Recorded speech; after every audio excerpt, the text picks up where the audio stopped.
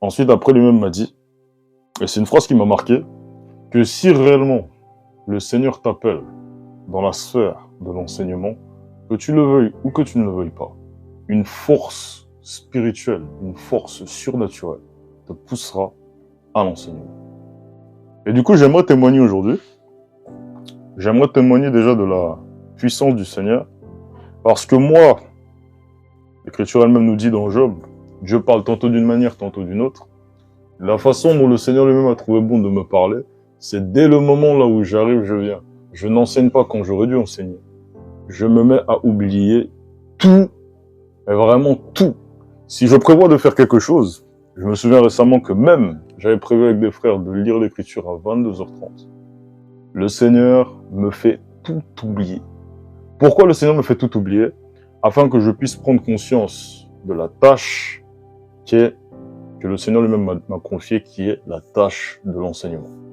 C'est le pourquoi, que j'ai envie ou que je n'ai pas envie, je lâche et je lance des lives. C'est pour ça, lorsque vous me voyez en live, dites-vous que je ne viens pas de moi-même. Parce que si ça tenait qu'à moi, bon, on irait dans les boîtes de nuit, on irait faire un peu le n'importe quoi, on irait faire ce que tous font, on irait peut-être aller se battre, je sais pas. Mais bon, le Seigneur lui-même sait l'état dans lequel j'aurais été si j'étais dans le monde, donc je vous souhaite bonsoir à tous. Car je viens, moi, disciple, le frère Franck, mandaté par le Seigneur Jésus-Christ afin d'enseigner sa parole, la plupart du temps en surface, pour cette nouvelle enseignement. Aujourd'hui, on va parler, comme je l'ai dit dans le titre, l'Église est un bâtiment, point d'interrogation, point d'exclamation. On va tenter de répondre à cette question, voir si cela est réel ou faux.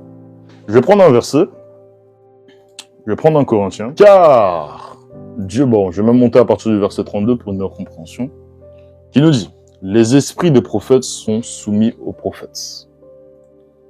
Car Dieu n'est pas un Dieu de désordre, mais de paix, comme dans toutes les églises des saints. Donc, ce qui est intéressant ici, c'est que quand on arrive là, on lit juste ce verset, on s'arrête juste à ce verset. Quand on s'arrête à la chair, on va se dire, ah, il y a plusieurs églises. Le Seigneur a une église à gauche, une église à droite, tous sont plusieurs églises. Mais aujourd'hui, je vais démontrer de manière claire et d'après l'Écriture que, en réalité, toutes ces églises-là forment une seule église. N'hésitez pas à tapoter un maximum, à partager à un frère, à une sœur, afin qu'un maximum de personnes puissent être édifiées et surtout à prendre en note tous les versets qui seront énumérés et qui seront donnés encore en ce soir. Parce que comme j'ai l'habitude de dire, on n'écoute pas un homme, mais on écoute l'Écriture et on juge conformément à l'Écriture. Je vais aller dans Apocalypse chapitre 1. Apocalypse chapitre 1, on va voir justement le grand frère dans la foi, l'apôtre Jean, qui a eu part et qui a été en contact avec le Seigneur, Jésus-Christ. Et voici ce que Jésus-Christ lui-même va lui dire. Je vais monter à partir du verset 9 en descendant. Moi, Jean, donc Apocalypse chapitre 1, le verset 9. Moi, Jean, votre frère, et qui est part avec vous à la tribulation, et au royaume et à la persévérance en Jésus. J'étais dans l'île appelée Patmos, à cause de la parole de Dieu et du témoignage de Jésus. Je fus ravi en esprit au jour du Seigneur, et j'ai entendu derrière moi une voix forte, comme le son d'une trompette, qui disait, ce que tu vois, écris-le dans un livre, et envoie-le aux 7 églises, à Éphèse, à Simyr, à Pergame, à Thyatire, à Sardès, à Philadelphie et à Laodicée. Je me retournai pour connaître quelle était la voix de celui qui me parlait. Et après m'être retourné, je vis 7 chandeliers d'or. Et au milieu des 7 chandeliers d'or, quelqu'un qui ressemblait à un fils d'homme, vêtu d'une longue robe et ayant une ceinture d'or sur la poitrine. Sa tête et ses cheveux, bon, bref. Là, on nous fait justement la description de Jésus-Christ. Et maintenant, là, on va descendre directement au verset 20, verset 19 même avant, Apocalypse chapitre 1, verset 19 à 20. Écris donc les choses que tu as vues, et celles qui sont, et celles qui doivent arriver après elles. Le mystère des 7 étoiles que tu as vu dans ma main droite, et des 7 chandeliers d'or, les 7 étoiles sont les anges des 7 églises, et les 7 chandeliers sont les 7 églises. Donc, ce qui est intéressant ici, c'est que quand on lit là, Jésus lui-même va s'exprimer, et il va donner un communiqué à 7 églises. Et ce qui est intéressant, c'est que justement, lorsqu'on nous parle des 7 églises, on nous cite la ville. Je reprends, verset 11, qui disait ce que tu vois, écris-le dans un livre et envoie-le aux 7 églises, à Éphèse, à Simyr, à Pergame, à Thyatire, à Sardès, à Philadelphie et à Laodicée. Et ce qui est intéressant quand on arrive, on regarde ces églises, donc ces assemblées, il n'y a pas un nom. Bon, aujourd'hui, vous arrivez, vous baladez, vous voyez sur les réseaux sociaux, J'avais vu même le nom d'une église, Nouveau Souffle, EPE, je sais pas, la Compassion, tout ça. Mais quand vous arrivez, vous regardez dans l'écriture, vous verrez que l'église porte le nom de la ville, de l'endroit là où justement elle se trouve. Maintenant, pourquoi? Quand vous arrivez, vous regardez toutes ces 7 églises. Le messager numéro 1, c'est qui? Le messager numéro 1 s'appelle Jésus-Christ. Conformément à Jean chapitre 10. Mes brebis entendent ma voix, je les connais, elles me connaissent et elles me suivent. En d'autres termes, dans tous ces assemblées-là que nous voyons, il y a une seule personne qui est à l'origine de tous les assemblées qu'on voit. Cette personne-là, c'est Jésus-Christ. Je vais prendre un verset, je vais aller dans Éphésiens. Je vais aller à partir du verset 1er. Je vous exhorte donc, moi, le prisonnier dans le Seigneur, à marcher d'une manière digne de la vocation qui vous a été adressée, en toute humilité et douceur, avec patience, vous supportant les uns les autres, avec charité. Verset 3, vous efforçant.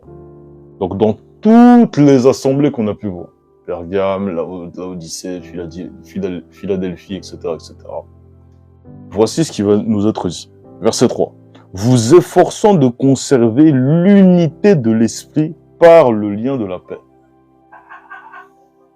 Vous efforçant de conserver l'unité de l'esprit par le lien de la paix. Continuons. Il y a un seul corps et un seul esprit. Comme vous aussi, vous avez été appelés à une seule espérance par votre vocation, tout simplement. Même si on s'arrête ici, vous avez été appelés à une seule espérance par votre vocation. Peu importe là où les frères se trouvent. Il peut y avoir des frères qui sont en Grèce. Il peut y avoir des frères qui sont, je sais pas, au Congo. Des frères qui sont en Côte d'Ivoire. Des frères qui sont à gauche, à droite. Mais quoi qu'il arrive, nous marchons unis dans l'unité de l'esprit. Il y a un seul esprit qui nous réunit, peu importe le lieu où nous nous trouvons. C'est le pourquoi qu'on on regarde. On retourne dans 1 Corinthiens chapitre 14, verset 33. Car Dieu n'est pas un Dieu de désordre, mais de paix, comme dans toutes les églises des saints. Lorsqu'on nous parle de toutes les églises des saints, on nous parle de la position, là où les églises se trouvent. Une église peut se trouver à Athènes. Une église peut se trouver à Sydney, capitale de l'Australie. Une église peut se trouver à, je sais pas, à Paris, etc., etc.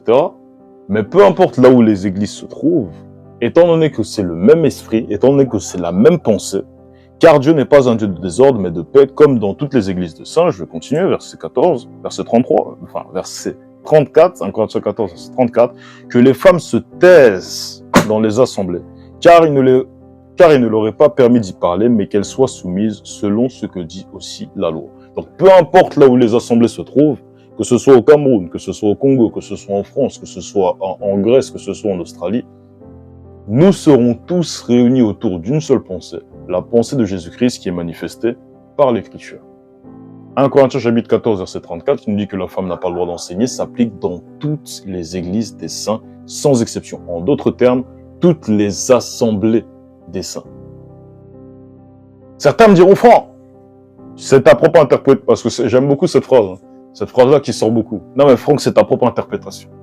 Bon, je vais lire un verset, parce que toi qui me dis que peut-être que je mens, peut-être que je me trompe, auquel cas c'est possible, on va aller dans Actes chapitre 15, le verset 1 en descendant jusqu'au verset 3. Et ça nous dit, quelques hommes venus de la Judée enseignaient les frères en disant, si vous êtes circoncis selon le rite de Moïse, vous ne pouvez être sauvés. Paul et Barnabas eurent avec eux un débat et une vive discussion. Les frères décidèrent que Paul et Barnabas et quelques-uns des leurs monteraient à Jérusalem vers les apôtres et les anciens pour traiter cette question. Verset 3.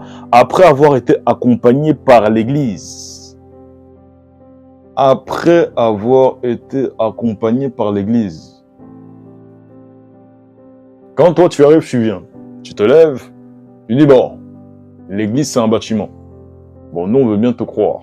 Mais du coup, on aimerait beaucoup que tu puisses nous expliquer le Acte chapitre 15, verset 3. Je reprends. Après, donc Paul et Barnabas, après avoir été accompagnés par l'Église. Donc, si je rentre dans le raisonnement de ceux qui te disent que l'Église c'est le bâtiment, ça veut dire qu'il y a eu le bâtiment qui ensuite après accompagné l'apôtre Paul et Barnabas. C'est quel esprit ça? C'est quel esprit? Donc toi, mon frère ou ma sœur, qui pense que l'Église est un bâtiment, tu es dans l'erreur. tu es dans l'erreur. Parce que la véritable église de Jésus-Christ, c'est l'assemblée. D'autres ont l'information, d'autres n'en ont pas, mais aujourd'hui, je le dis au nom de Jésus-Christ, l'église n'est pas un bâtiment. C'est le pourquoi on va prendre encore un autre verset dans Matthieu chapitre 16, parce qu'on doit également comprendre quelque chose concernant l'église. Le verset 14, le verset 13 même, qui nous dit: Jésus étant arrivé dans le territoire de Césarée de Philippe, demanda à ses disciples: Qui dit-on que je suis, moi, le Fils de l'homme? Ils répondirent: Les uns disent que tu es Jean-Baptiste, les autres Élie, les autres Jérémie ou l'un des prophètes. Et vous, leur dit-il, qui dites-vous que je suis? Simon-Pierre répondit: Tu es le Christ, le Fils du Dieu vivant. Donc déjà même juste ici, l'apôtre Pierre donne l'identité de manière claire de Jésus-Christ. Maintenant, on va voir également la réponse de Jésus. On descend au verset 17. Jésus, reprenant la parole, lui dit: Tu es heureux, Simon, fils de Jonas, car ce ne sont pas la chair et le sang qui t'ont révélé cela, mais c'est mon Père qui est dans les cieux. Et moi, verset 18, et moi, je te dis que tu es Pierre, et que sur cette pierre, je bâtirai mon église, et que les portes du séjour des morts ne prévaudront point contre elle. Alors, juste quand on arrive, on s'arrête là. Dans ce que je vous ai dit juste avant, je vous ai dit que l'église, accompagnée par l'église, Acte chapitre 15, le verset 3, les disciples, Paul et Barnabas, ceux qui ont eu un vif débat et une vive discussion, ont été accompagnés par l'église. Maintenant, quand on arrive, on s'arrête ici. Dès le moment là où l'apôtre Pierre, et ça c'est quelque chose qui est intéressant, dès le moment là où l'apôtre Pierre a révélé l'identité de Jésus-Christ, automatiquement, Jésus lui-même a parlé de l'église. Qu'est-ce que ça veut dire? Lorsqu'on arrive, on va encore même dans Jean chapitre 8, verset 24, le Seigneur lui-même va s'exprimer et va nous dire que vous mourrez dans vos péchés si vous ne croyez pas ce que je suis. Si vous ne croyez pas ce que je suis, vous mourrez dans vos péchés. En d'autres termes, là ici, je vais reprendre le passage, qui nous dit, donc c'est Simon-Pierre qui répondit: Tu es le Christ, le Fils du Dieu vivant. Donc il a répondu à la question de notre Seigneur Jésus-Christ, et dès le moment là où il a répondu, donc il a mis en exergue sa position du Christ, en d'autres termes, de sauveur du monde, automatiquement, le Seigneur lui-même a sorti une déclaration lui disant: Tu es heureux. Je vais relire ça. Jésus, reprenant la parole, lui dit: Tu es heureux. Alors, quand les gens lisent ça, ils vont se dire: il est heureux, c'est une joie. Bon, comme moi, j'ai eu ma voiture, je suis heureux. Non, on ne parle pas de cette joie-là. On parle de la même façon que l'identité de Jésus-Christ est spirituelle. La joie également qui est évoquée, le fait d'être heureux ici est évoqué, c'est heureux sur le plan spirituel. Maintenant, lorsqu'on arrive, on analyse ça. On tombe sur le fait qu'il soit heureux spirituellement. Donc, quand on parle de heureux spirituellement, je vais prendre un verset, rapidement, pour pouvoir illustrer ça bien. 1 Corinthiens chapitre 3. Pour moi, frère, ce n'est pas comme à des hommes spirituels. Donc voilà, c'est un reproche que l'apôtre Paul lui-même peut faire. Ce n'est pas comme à des hommes spirituels que j'ai pu vous parler, mais comme à des hommes charnels, comme à des enfants en Christ. Je vous ai donné du lait et non de la nourriture solide, car vous ne pouviez pas la supporter, et vous ne le pouvez même pas jusqu'à présent, parce que vous êtes encore charnel.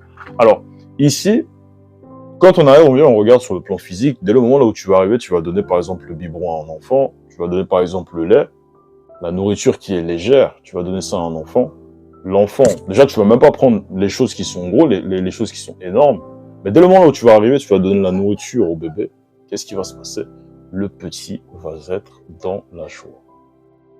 Et là ici, l'apôtre Paul nous parle de: je vous ai donné du lait et non de la nourriture solide parce que vous ne pouviez pas la supporter. Donc en d'autres termes, tu as faim, toi enfant de Dieu, tu as faim, tu as envie d'avoir l'écriture, tu as envie d'avoir l'enseignement, on te donne la nourriture que tu peux supporter, et comme on te donne la nourriture que tu peux supporter, au même titre qu'un bébé, lorsqu'on lui donne par exemple de la compote parce qu'il ne peut pas supporter la nourriture qui est trop solide, l'enfant est content, l'enfant est satisfait, l'enfant a bien mangé. Là c'est exactement la même chose. Dès le moment là où Jésus lui-même dit à Pierre: tu es heureux, c'est parce que la capacité qu'il avait de pouvoir supporter une révélation lui a été donnée. Il a eu le lait, donc la première étape dans la vie d'un enfant de Dieu, en d'autres termes, la manifestation de l'identité de Jésus-Christ, et cela a fait que il a été heureux, il a été content, tout simplement.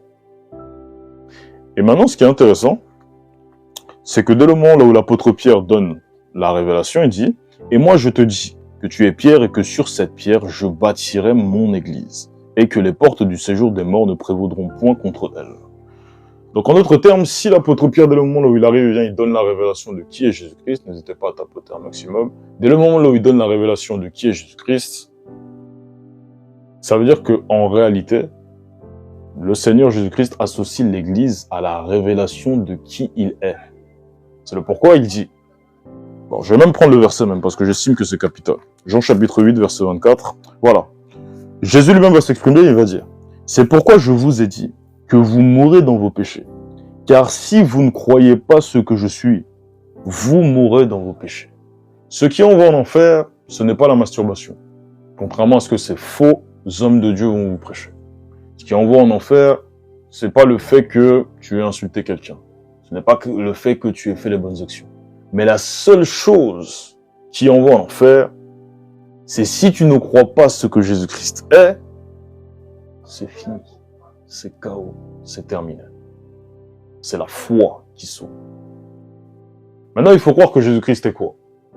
Premièrement, avant toute chose, comme l'apôtre Pierre lui-même a déclaré, il faut croire que Jésus-Christ est le Christ.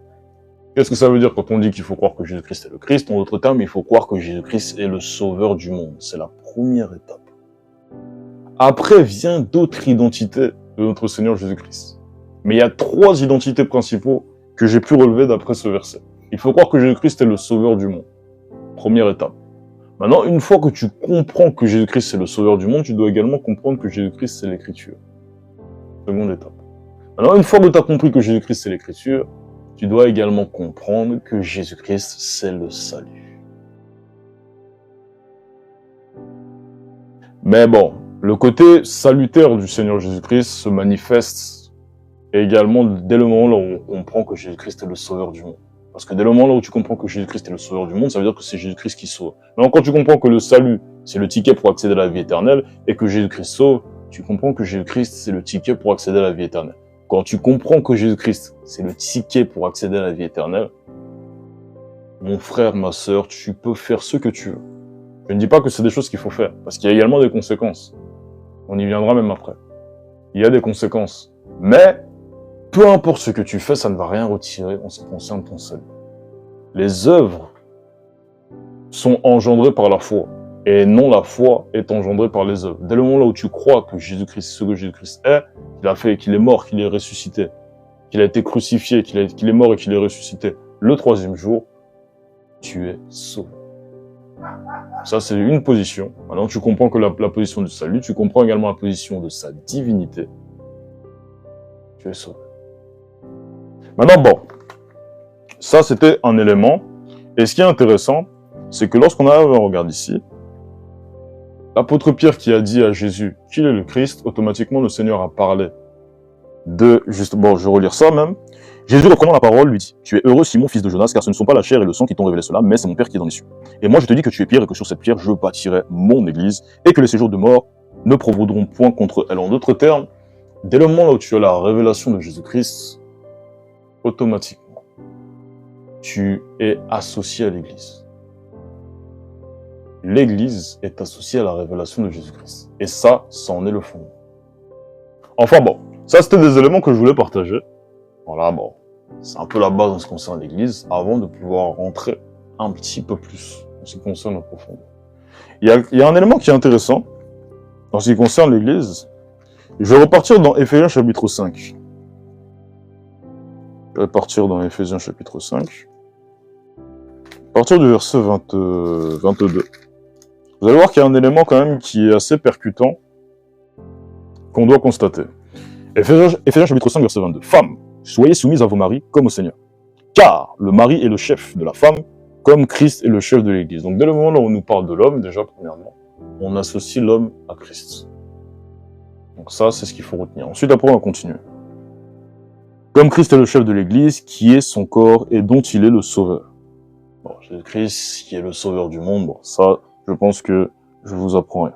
Verset 24. Or, de même que l'Église est soumise à Christ, les femmes doivent l'être à leur mari en toutes choses. Femmes associées à l'Église. Hommes associés à Christ, femmes associées à l'Église. On va continuer. Verset 25. Marie, aimez vos femmes comme Christ a aimé l'Église et s'est livré lui-même pour elle. Encore une fois. Marie associée à Christ. On continue. Afin de la sanctifier par la parole, après l'avoir purifiée par le baptême d'eau. Afin de faire paraître devant lui cette église glorieuse, sans tache, ni ride, ni rien de semblable, mais sainte et irrépréhensible. Donc ce qui est fou, c'est que quand on lit juste cette partie-là, automatiquement on associe l'apôtre Paul lui-même rempli du Saint-Esprit, qui a été justement touché et qui a une révélation, il associe automatiquement Christ à l'homme et il associe l'église à la femme. Maintenant on va voir pourquoi. Retenez bien ces deux éléments. Je vais aller dans Genèse chapitre 2, là où justement l'église a été mentionnée, la prophétie en ce qui concerne l'église a été mentionnée pour la toute première fois. Genèse chapitre 2. Genèse chapitre 2, le verset 24. Je vais lire ça. C'est pourquoi. Bon, je vais même monter à partir du verset 23. Et l'homme dit, voici cette fois. Donc bon, si on revient dans le contexte, c'est le moment là où l'Éternel Dieu a créé l'homme et ensuite après, il a créé la femme. Voici. Bon, je vais même monter à partir du verset 22 pour une meilleure compréhension. L'Éternel Dieu forma une femme de la côte qu'il avait prise de l'homme. Et il l'emmena vers l'homme. Et l'homme dit, voici cette fois celle qui est os de mes os et chair de ma chair. On l'appellera femme parce qu'elle a été prise de l'homme. C'est pourquoi l'homme quittera son père et sa mère et s'attachera à sa femme et ils deviendront une seule chair. Retenez une chose. Éphésiens chapitre 5. L'homme est associé à Christ.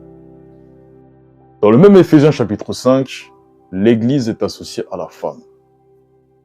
En d'autres termes, Christ quittera son père, quittera de là où il habitait, pour s'attacher à sa femme, en d'autres termes, à son Église.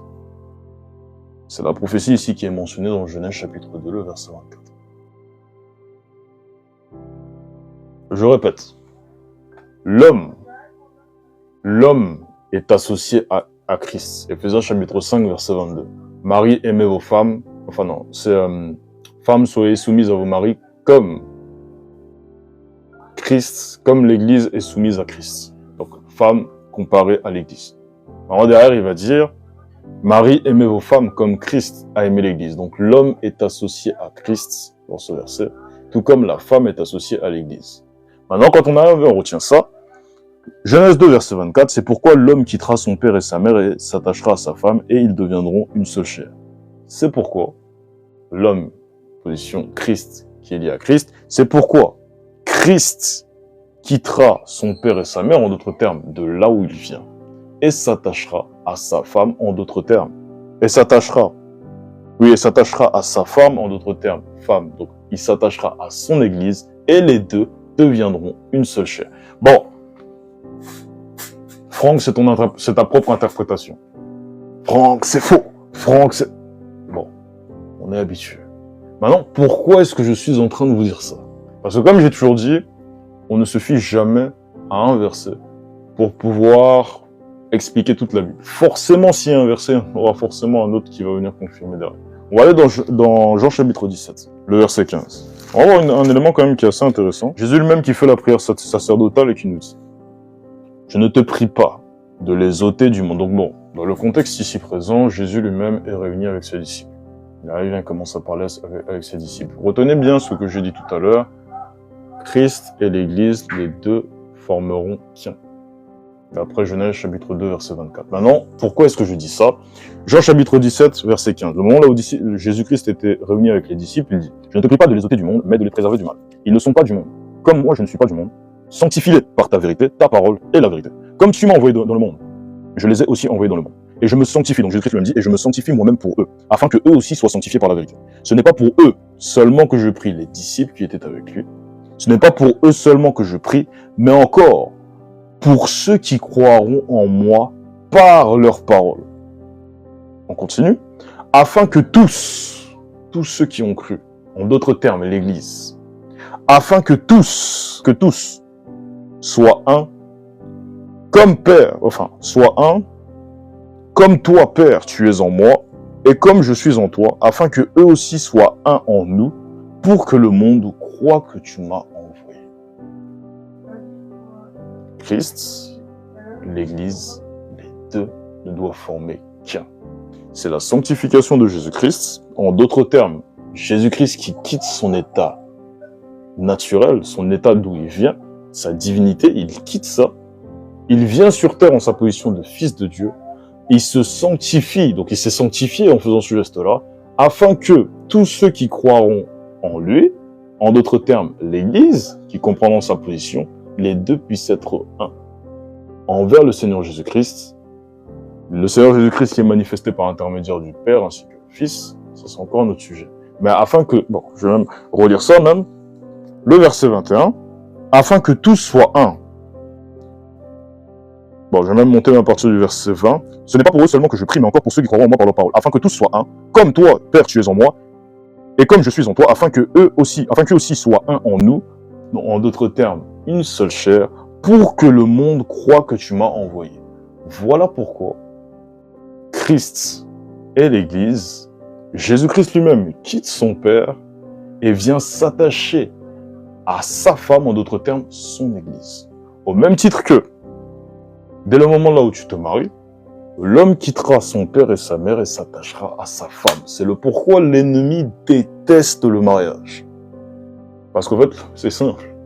Le mariage lui rappelle, le mariage chrétien en Christ, conformément à l'Écriture, lui rappelle exactement tout le sacrifice à la croix de notre Seigneur Jésus-Christ. Le mouvement prophétique de Genèse chapitre 2, le verset 24, se manifeste dès le moment où tu arrives, tu te maries, automatiquement, tu manifestes le sacrifice à la croix du Seigneur Jésus-Christ.